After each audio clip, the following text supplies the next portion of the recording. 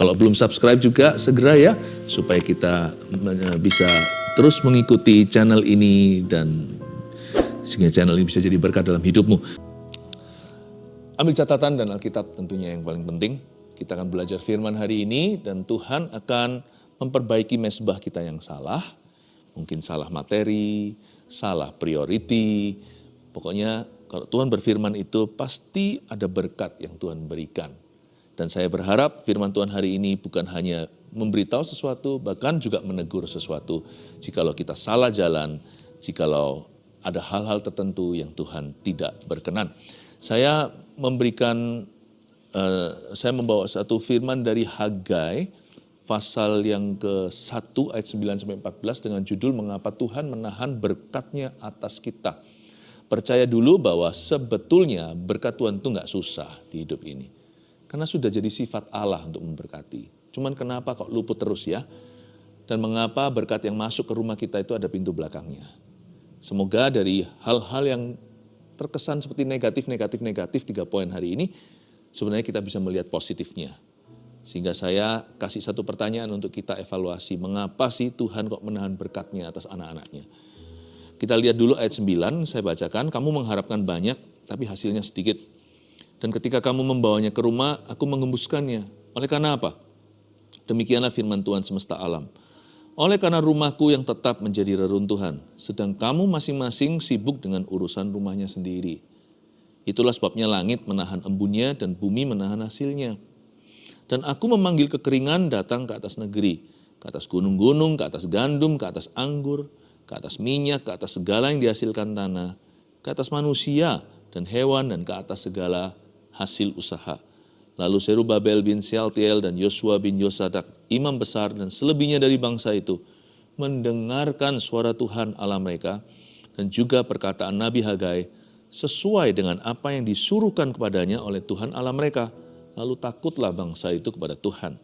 Maka berkatalah Hagai utusan Tuhan itu menurut pesan Tuhan kepada bangsa itu demikian. Aku ini menyertai kamu. Demikianlah firman Tuhan. Tuhan menggerakkan semangat Zerubabel bin Shealtiel, Bupati Yehuda, dan semangat Yosua bin Yosadak, imam besar dan semangat selebihnya dari bangsa itu. Maka datanglah mereka lalu melakukan pekerjaan pembangunan rumah Tuhan semesta alam, Allah mereka. Perlu diketahui latar belakang dari ayat ini adalah pembangunan bait suci setelah bangsa Israel 70 tahun dibuang di Babilonia. Satu persatu mulai kembali mendengarkan suara Allah mereka. Ada sebuah panggilan untuk membangun kembali kota suci yaitu Yerusalem. Tak terkecuali tembok yang dibangun Nehemia, lalu Esra membangun ibadahnya, bait Allah pun didirikan.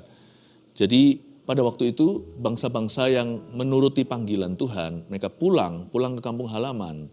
Padahal mereka di Babel itu sudah nyaman. Waktu mereka sampai ke tanah suci, yaitu ke Yerusalem, lama-lama prioritas mereka berubah.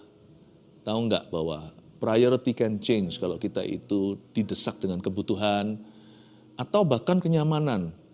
Orang bisa melupakan Tuhan karena orang itu diberkati.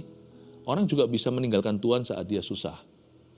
Karena itu hati-hati ya, kita harus komitmen sama Kristus di setiap musim hidup kita.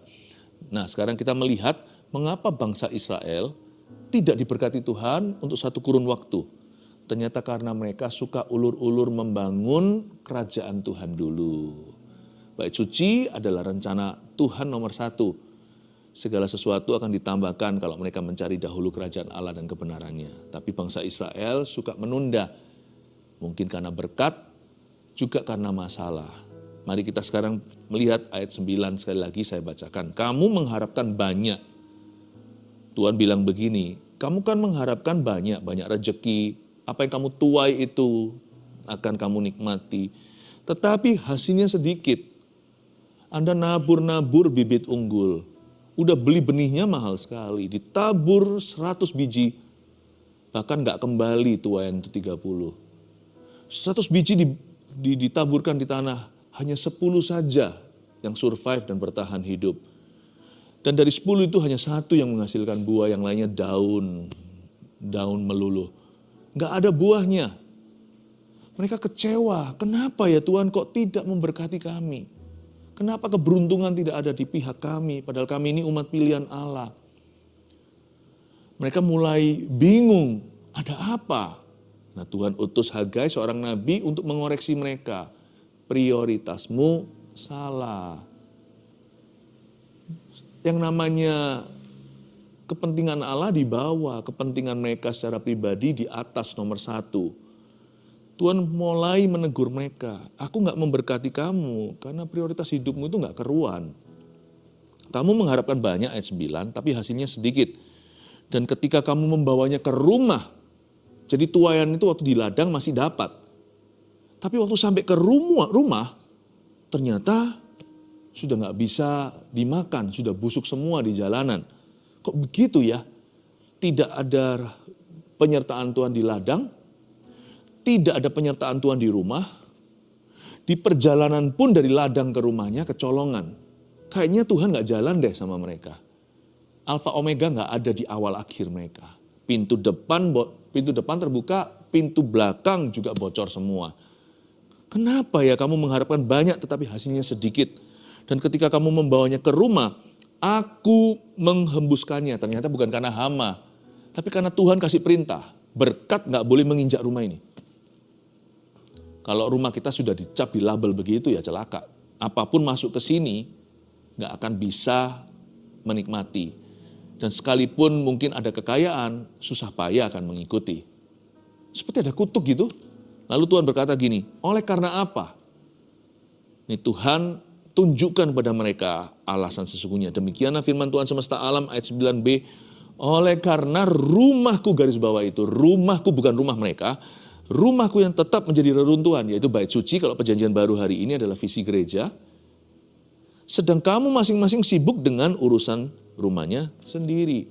Tidak bisa dipungkiri dan disangkali bahwa sekalipun kita bisa menyembah Tuhan sendiri-sendiri di rumah kita masing-masing, dan kita juga bisa bertumbuh secara pribadi dalam kerohanian, tapi tidak bisa kita sangkali bahwa pusat kebangunan rohani umat Tuhan dan juga pusat kehidupan rohani mereka, bukan hanya kebangunan rohani revivalnya, tapi kehidupan rohani mereka secara personally atau secara individu, pusat korporatnya itu gereja lokal.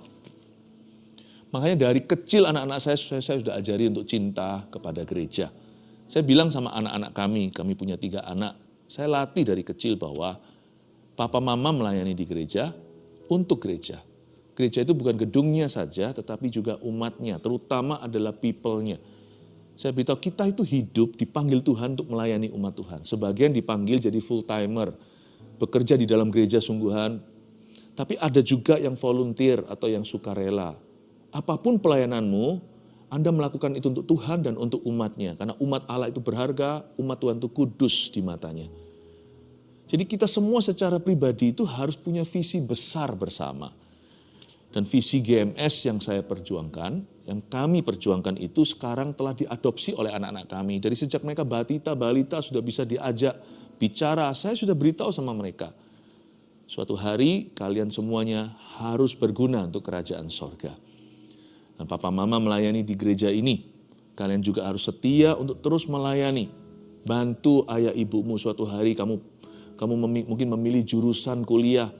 Jangan mikirkan mau kaya. Jangan pikirkan untuk sukses pribadi, tapi pikirkan bagaimana caranya ini bisa membangun kerajaan Tuhan, bisa memajukan misi penginjilan, bisa memperkaya pemuritan di dalam gereja, bagaimana kalian bisa sumbangsih dalam ministry. Dari kecil mereka sudah mengerti itu, dan sudah paham. Sebenarnya saya lakukan itu bukan memberi mereka satu kuk di pundak mereka, berat-beratin anak saja, bukan. Saya ngomong begitu sama anak-anak karena saya tahu tanpa itu mereka akan liar, tanpa visi liarlah rakyat. Sebenarnya bukan kita yang butuh, bukan ministry yang butuh kita loh. Kalau kita sungguh-sungguh renungkan, pelayanan tidak membutuhkan kita. Gereja itu gitu, satu orang pergi Tuhan ganti orang yang lain. Jangan pernah kita itu mengultimatum Tuhan. Tuhan itu nggak pernah kalah. Jadi yang namanya kerajaan sorga itu fine-fine saja tanpa kita. Tetapi bukan pelayanan yang membutuhkan kita. Tapi kita yang butuh ministry, kita yang butuh pelayanan. Itu saya tahu kalau anak-anak saya tinggal di dalam visi, mereka akan punya the right priority. Mereka akan punya prioritas yang betul. Dan alhasil niscaya bahasa Alkitabnya mereka pun akan diberkati oleh Tuhan. Sehingga Tuhan tidak perlu menahan berkat-Nya atas putra-putriku dan tidak perlu menahan berkat-Nya atas keluarga Saat Teduh, atas keluarga, atas jemaat GMS juga yang saat ini sedang mendengarkan khotbah saya.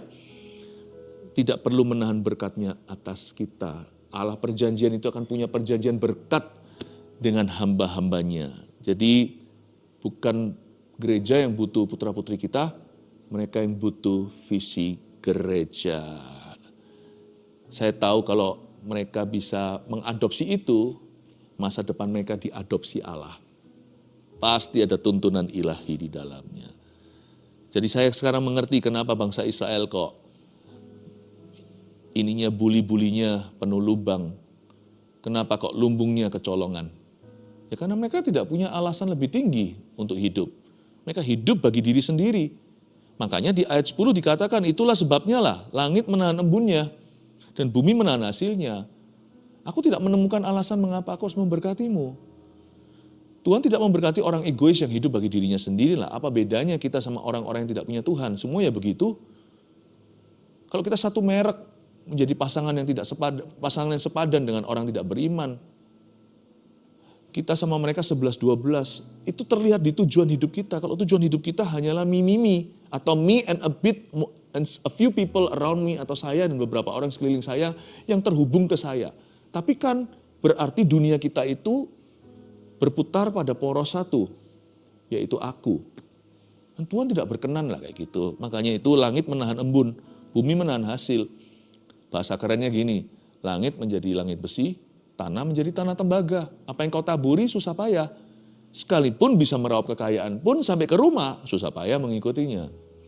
Bukan berarti kalau kita itu hidup bagi kerajaan sorga lalu hidup kita mulus. Nggak pernah sama sekali seperti itu janji Yesus. Tapi ada penyertaan, bahkan ada pembelaan Allah, ada kemuliaan di balik salibnya. Dan saya percaya bahwa orang yang disertai Tuhan dia, ujian iman yang harus dia lalui atau jalan yang harus dia tempuh, your greatest test shall become your greatest testimony, atau pencobaan Anda terbesar itu bisa menjadi kesaksian Anda terbesar nantinya. Tapi tidak demikian dengan orang fasik. Kalau mereka terpuruk, kalau mereka jatuh sampai tergeletak. Sebab Tuhan tidak menopang tangannya. Saya mau hidup saya berada dalam perjanjian berkat. Saya mau keturunan saya mau anak-anak rohani saya mau orang-orang yang saya kenal. Mereka semua hidup dalam perjanjian damai dan perjanjian berkat dengan Tuhan. Kenapa sih Tuhan menahan berkat atas kita? Tulis dulu aja poin nomor 1 ya. Karena prioritas hidup kita salah. Itu dialah. Nah sekarang kita lanjut baca ayat sebelum saya kasih poin kedua. Kita lihat ayat 11 sekarang. Dan aku memanggil kekeringan datang ke atas negeri. Ke atas gunung-gunung, ke atas gandum, ke atas anggur, ke atas minyak, ke atas segala yang dihasilkan tanah. Lalu sebenarnya ini loh. Ini poinnya, ke atas manusia. Dan hewan dan ke atas segala hasil atau segala bidang usaha. Ayat 11 Tuhan berkata, Tuhan berjanji sama bangsa Israel yang sebenarnya murtad namun tidak terlihat. Kelihatannya mereka masih beribadah tapi hidupnya sudah tidak untuk Tuhan. Tuhan tegur mereka, anggaplah kebaikan kalau Tuhan pukul. Kalau kita salah itu misalnya papa rotan pantat kita. Saya rasa itu pun anugerah loh, bukan berarti menghalalkan kekerasan dalam rumah tangga, tetapi kalau kita harus disiplin anak kita karena mereka salah, saya rasa itulah kasih. Kalau kita benci anak-anak kita gampang lah, kalau salah tutup mata aja. Atau manjakan mereka. Tapi kalau kita cinta masa depan mereka, kita harus didik mereka dalam takut akan Tuhan. Dan Tuhan mendidik anak-anaknya bangsa Israel, umat pilihan, dan Tuhan memanggil kekeringan. Tuhan bisa manggil kekeringan? Bisa. Dia yang memberkati juga bisa mengutuki. Tuhan tidak pernah mengutuki anak-anaknya. Tapi ini hanyalah pecutan sementara. Dan yang Tuhan cambuk adalah gandum, anggur, minyak, hewan, hasil usaha, tanah, yang dihasilkan tanah, dan ke atas manusianya. Jadi yang Tuhan ambil itu adalah banyak keistimewaan Israel. Gandum, anggur itu kan untuk pesta pernikahan, kondangan, untuk ketemu sama handai taulan, untuk bertemu dengan teman. Atas minyak, Tuhan ambil sukacita mereka. Tuhan ambil. Pernahkah Anda bekerja begitu kerasnya, dapat semua yang Anda dambakan, lalu hatinya hampa? Itu Tuhan memanggil kekeringan. Benar. Satu keluarga ngomongnya seputar apa? Gak ada sama sekali. Gak ada sama sekali Tuhan diantaranya. Itu kekeringan. Buat apa kita memperoleh seluruh dunia, bergelimpangan semua benda, tapi di tengah-tengah kita tidak ada kehidupan. Kita bahkan gak tahu mau ngomong apa selain itu. Gak ada Tuhan di dalam rumahnya. Itulah kekeringan yang terjadi. Itu semua terjadi karena prioritas kita salah. Makanya saya terus ajarkan sama anak-anak saya. Ini salah satu rangkuman prioritas yang saya sendiri praktekkan. Saya bilang sama anak-anak begini dari kecil. Ingat ya anak-anak, Tuhan itu nomor satu selalu. Lalu baru orang ya. Jangan pernah tinggalkan Tuhan gara-gara manusia. Baik itu karena manusia yang mengajakmu enak atau manusia yang menyakitimu lalu kecewa sama Tuhan. Loh, orang yang salah kok Tuhan yang disalahkan. Jangan pernah. Tapi juga jangan karena manusia lalu kita menyangkali Tuhan. Misalnya demi apa sih, demi promosi kita tinggalkan iman kita. Atau karena pacaran, atau karena jadian sama orang yang non-Kristen lalu kita sendiri terbawa. Itu sendiri pun sudah menyalahi firman yang melarang kita menjadi pasangan tidak sepadan. Melarang kita untuk menjadi pasangan yang sepadan dengan orang yang tidak beriman. Jadi jangan ya, selalu Tuhan dulu baru orang. Baru kemudian uang. Nah, saya ajarkan begitu. Maminya dan saya ajarkan pada anak-anak kami. Tuhan dulu, baru orang. Orang baru uang. Kamu gak boleh jual pertemanan demi uang, gak boleh mengkhianati orang, gak boleh kita gak jujur, orang percaya sama kita larikan aset mereka, lalu habis itu gak boleh menipu. Kita itu harus beri kemanusiaan. Jangan karena materi, kita salah di mata Allah. Kadang kita melakukan sesuatu yang merugikan orang lain, apalagi kalau mereka percaya sama kita. Anggaplah kepercayaan manusia itu asetmu terbesar.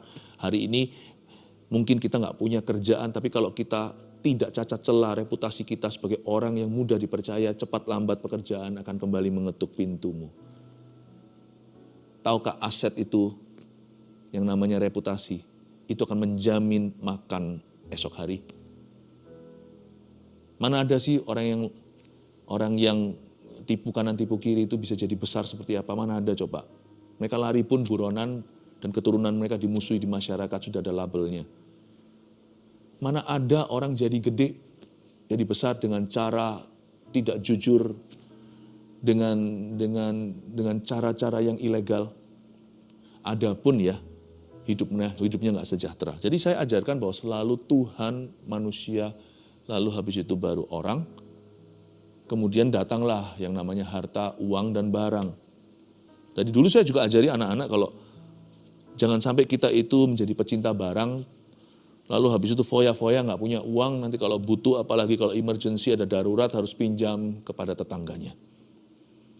Kamu harus punya dulu, bangun your financial life atau kehidupan finansilmu. Nanti kalau bisa upgrade pelan-pelan, itu semua progresif saja. Barang boleh datang, boleh pergi, nggak apa-apa. Jangan sampai kita itu nafsunya itu pada benda. Uang pun jangan dicinta. Setelah Tuhan, setelah manusia, setelah orang, baru uang. Uang itu adalah hamba kita untuk melakukan perkara-perkara yang baik dan benar. Untuk menyenangkan orang tua, untuk menolong orang lain, untuk mengupgrade gaya hidup kita yang sudah penuh dengan ucapan syukur, agar kita bisa menikmati hidup. Siapa bilang Tuhan mau kita menderita? Tuhan kepingin anak-anaknya bisa mensyukuri yang mereka punya. Tuhan ingin kita bisa enjoy this life. Hidup yang Tuhan sudah beli dengan darah, dikasih ke kita itu bukan supaya menyiksa kita. Dikasih kepada kita itu hidup yang penuh dengan kelimpahannya. Kelimpahan itu nggak tentu bergelimang harta. Kelimpahan itu rasa cukup dulu. Orang kaya juga nggak tentu happy kok, karena kalau mereka tidak pernah puas dengan apa yang mereka miliki. Orang yang dianggap oleh orang-orang yang lebih kaya, mereka ini miskin, gak tentu mereka tidak bahagia. Bisa-bisa lebih bahagia dari mereka karena mereka bisa mencukupkan diri dengan sedikit yang mereka miliki. Dan mereka rukun bersama untuk menikmati. Jadi kalau Tuhan kasih kita kehidupan itu, kehidupan dalam kelimpahannya. Itu bukan bicara tentang how much money. Berapa duit, bukan. Tetapi Tuhan memberitahu kepada kita bahwa keinginan kerinduan seorang papa selalu adalah untuk melihat anaknya bahagia. Tuhan mau kita enjoy this life. menikmatinya. Prioritas ini harus benar. Tuhan dulu yang pasti. Lalu baru setelah itu manusianya, orang. Baru uang saya beritahu sama anak-anak. Barang itu bisa beli nanti. Malah justru kalau kamu tidak punya uang nanti suatu hari kamu harus jual semua barangmu, rumah pun disita. Demi apa? Demi supaya bisa makan esok hari. Ini hikmat.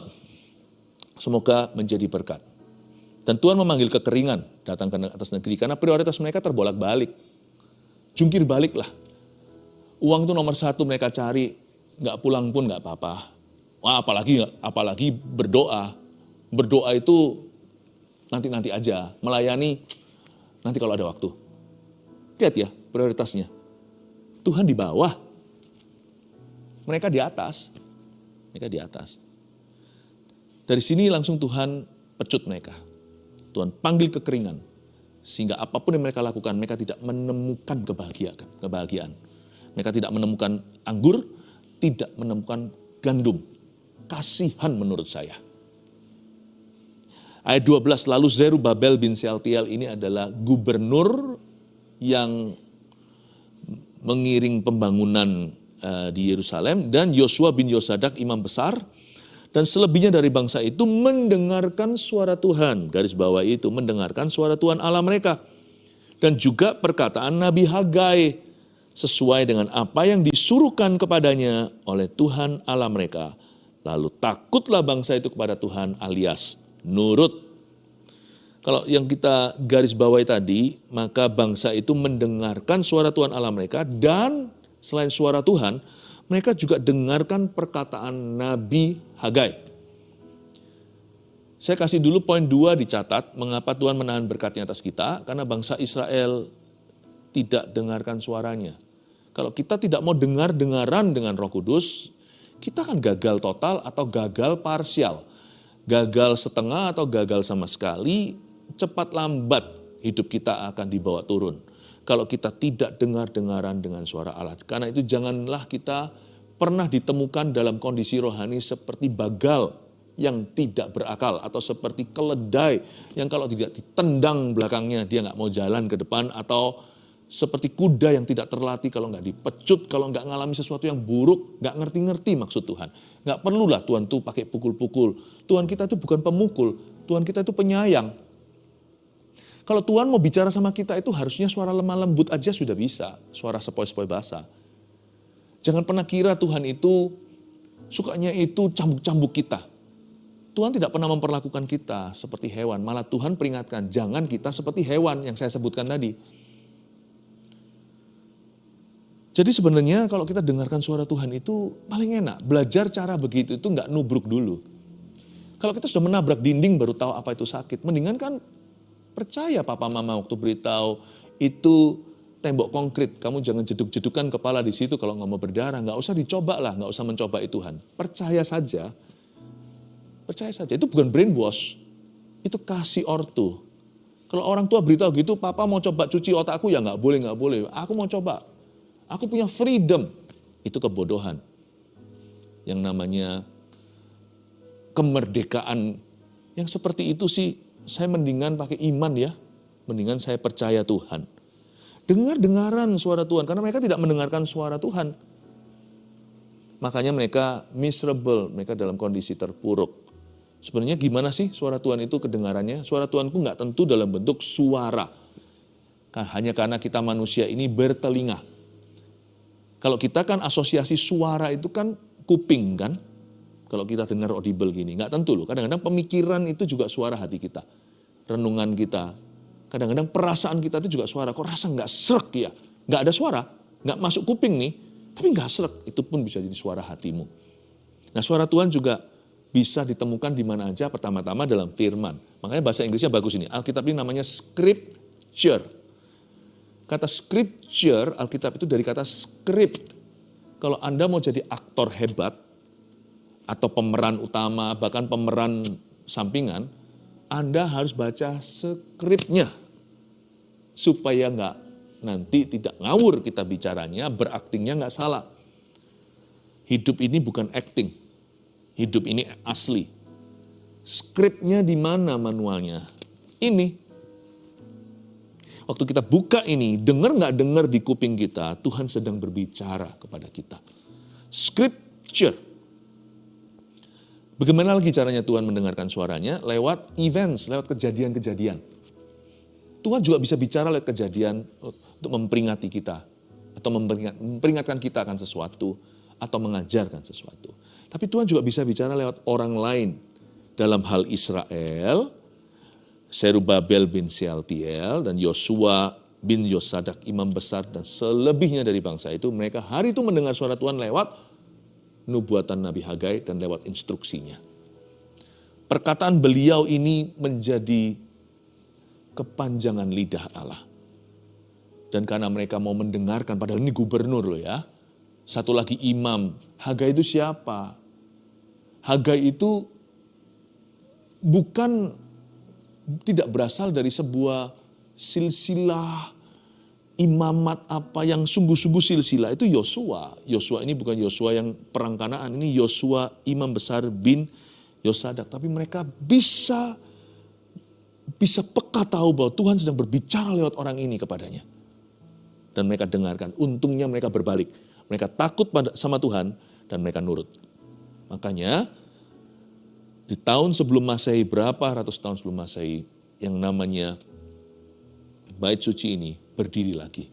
Karena mereka menurut semua instruksi ilahi. Ayat 13, maka berkatalah Hagai, utusan Tuhan itu menurut pesan Tuhan, kepada bangsa itu demikian. Aku ini menyertai kamu, demikianlah firman Tuhan. Ayat 13 bagus ya. Hagai ngomong begini, setelah tegur mereka, kalau mereka punya prioritas yang salah, ditutup dengan happy ending dia yang berbunyi, aku menyertai kamu, aku ini Tuhan Yesus di perjanjian lama, ini Allah. Aku ini menyertai kamu, demikianlah firman Tuhan. Kalau kita berhenti di sana, ayat ini prematur. Maksudnya pasal ini tidak lengkap. Jangan pernah entertain cuman buai-buai dalam pikiran, Tuhan sertai saya, Tuhan sertai saya. Kita harus tahu Tuhan sertai saya, Tuhan sertai Anda, Tuhan sertai kita untuk apa? Lalu lakukan apapun itu yang Tuhan janji sertai. Kuncinya itu bukan di feeling, perasaan, oh Tuhan sertai aku, mantep nih.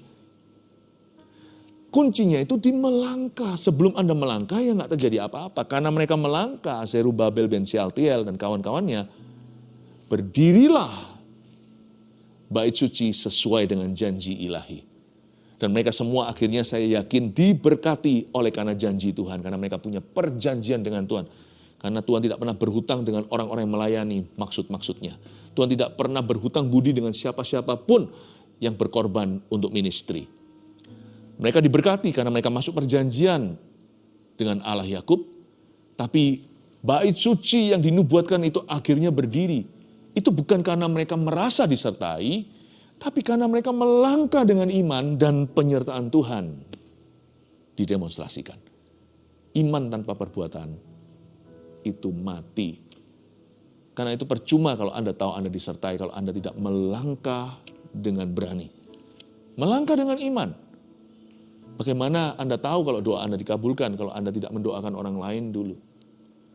Kalau kita tidak melangkah dengan iman, bagaimana Tuhan bisa memberkati hidup kita kalau kita maunya di rumah hanya berdoa, nggak mau kerja terlalu idealis, maunya kerja yang langsung bayarannya sekian, maunya kerja yang sesuai dengan ekspektasinya. Kalau kita itu melangkah dulu, kita akan melihat penyertaan Tuhan nanti. Yang penting melangkah dengan iman. Step out of the boat, gimana Petrus tahu dia akan berjalan di atas air kalau dia tidak melangkah keluar dari perahunya. Tuhan menggerakkan semangat Zerubabel ayat 14 Bupati Yehuda dan semangat Yosua bin Yosadak imam besar dan semangat selebihnya dari bangsa itu. Maka ini kuncinya, ini kunci kemenangannya. Disinilah berkat dicurahkan. Maka datanglah mereka lalu melakukan. Jangan menjadi pendengar, tapi menjadi pelaku firman. Maka datanglah mereka lalu melakukan pekerjaan pembangunan rumah Tuhan semesta alam. Allah mereka. Langsung berkat itu dikeskan. Mau masukkan ATM itu kartu. Passcode-nya, password-nya sudah betul. Semua sudah pada tempatnya. Kalau Anda tidak tekan tombolnya, ya nggak keluar uangnya. Kapan berkat itu dicurahkan? Ketika kita melangkah, poin 3. Kenapa Tuhan menahan berkatnya atas bangsa Israel saat itu? Karena kita tidak melangkah. Melangkah dengan iman. Aku mau ampuni tapi susah. Tunggu dulu aku doa 2 jam lagi. Sampai aku mantap betul, nggak bisa. Hadapi orang itu, katakan padanya, aku tidak boleh dan tidak bisa membencimu, aku mengampunimu. Ya. Jangan menunggu. Face your fear, jangan lari, hadapi rasa takutmu. Waktu kita melangkah, kita akan melihat penyertaan Tuhan entah di kilometer berapa. Tuhan tidak akan pernah tinggalkan. Kalau awal-awal seolah-olah Tuhan tidak berjalan bersama dengan kita, Tuhan menguji iman kita. Tapi di tengah-tengah nanti Tuhan pasti muncul dan berkata, terimalah berkatku. Haleluya. Mengapa Tuhan menahan berkatnya atas kita? 3 hal ini catatlah. 1, karena prioritas hidup kita salah. 2, karena kita tidak dengarkan suaranya. 3, karena kita tidak melangkah. Berarti, betulkan prioritas hidupmu. Berarti, dengarkan suaranya, dengar-dengaran dengan Roh Allah. Berarti, mari kita melangkah dengan iman kalau kita tahu hal itu adalah sesuatu yang benar dan baik untuk dilakukan. God bless you. Izinkan saya merasakan pergumulanmu. Tuliskan di live chat dan di kolom komentar, live atau tidak live nantinya. Tuhan akan menjawab kita. Dan sambil menuliskan, mari keluarga Saat Teduh bersama kita ulurkan tangan ke depan seperti luar biasanya. Seolah kita bergandeng tangan dan sepakat dalam iman. Mari kita sama-sama tenangkan hati kita di hadapan Roh Kudus. Terima kasih Tuhan. Terima kasih Tuhan. Ada satu keluarga yang mau menjual rukonya. Yang lihat banyak, gak ada yang beli. Padahal keluarga ini sedang didesak kebutuhan finansial yang sangat darurat. Dengar firman Tuhan, bukan pembeli yang baru, kandidat yang baru, tetapi calon yang lama, yang dulu sempat pergi, lalu tidak ada kabarnya. Jangan khawatir, dalam hitungan hari, salah satu orang yang pernah melihat ruko Anda itu akan kembali, dia nggak jadi beli properti satunya yang dia sudah canangkan. Sesuatu terjadi dan Tuhan gerakkan dia untuk membeli ruko yang dia pernah lihat, yaitu ruko Anda. Kali ini properti ini Tuhan izinkan dijual dan Tuhan akan memberkati hasilnya. Anda bisa menutup kebutuhan Anda dan dengan sisanya Anda bisa melangsungkan hidup dan berkat Tuhan mulai hari ini akan meningkat di dalam kehidupan keluargamu. Tuhan buka lumbung-lumbungnya, Tuhan buka kerannya dari sorga. Terimalah mujizat dari Tuhan. Terima kasih Roh Kudus. Ada satu orang yang baru operasi gigi wisdom tooth. Apa itu? Gigi kalau orang tua ada gigi itu yang harus dicabut. Tapi sakitnya terus menerus dan Anda tidak pernah berhenti rasanya kayaknya operasinya kurang berhasil atau apa. Tapi rasa sakit itu sekarang waktu saya sedang bernubuat itu berhenti seketika. Tunggu dulu, jangan tuliskan kesaksian. Tunggu 3 hari. Sakit itu tanpa obat tidak kembali lagi. Anda tidak perlu lagi dibenarkan. Karena Tuhan sudah memperbaikinya dengan berkat-Nya. Terimalah berkat itu dalam nama Yesus. Saya ingin berdoa untuk semua orang yang punya pergumulan dalam pekerjaan dan juga pergumulan dalam keuangan. I will pray for you, okay? Cukup Anda mengangkat tangan sekali lagi. Kita berdoa bersama-sama. Tuhan Yesus, hamba berdoa untuk setiap keluarga yang punya pergumulan ekonomi. Di dalam nama Yesus, Roh Kudus-Mu yang jamah mereka saat ini. Dan beri iman percaya bahwa pertolongan Tuhan tidak akan datang terlambat. Curahkan berkat-Mu Tuhan. Dan kalau Engkau sudah mengoreksi prioritas mereka, jikalau kemungkinan ada di antara mereka yang prioritasnya terbolak-balik, hari ini ya Tuhan, mereka sudah mendengar suara-Mu. Dan Tuhan, mereka akan melangkah dengan benar, mulai memperbaiki sesuatu yang di dalam jangkauan kuasa mereka. Hamba percaya waktu umat-Mu mulai bertanggung jawab atas hidup mereka, Tuhan tidak tinggal tenang, Tuhan tidak tinggal diam. Allahku akan memberkati-Mu dalam kekayaan dan kemuliaannya di dalam Kristus Yesus Tuhan dan mencukupkan setiap keperluanmu. Terimalah berkat ini, jangan remehkan doa. Doa terdengar seperti dinaikkan secara umum, namun saya percaya efeknya individu lepas individu dilepaskan oleh Tuhan Yesus dari belenggu hutang, dari setiap lubang finansil yang tidak bisa ditutupnya. Terima kasih Tuhan, di dalam nama Yesus. Amin. Haleluya. Angkat tanganmu, terimalah berkat dari Allah Bapa, Putra, dan Roh Kudus menyertaimu. Biar Tuhan mengalirkan berkat-Nya tiada hentinya dalam hidupmu. Dalam nama Yesus. Amin.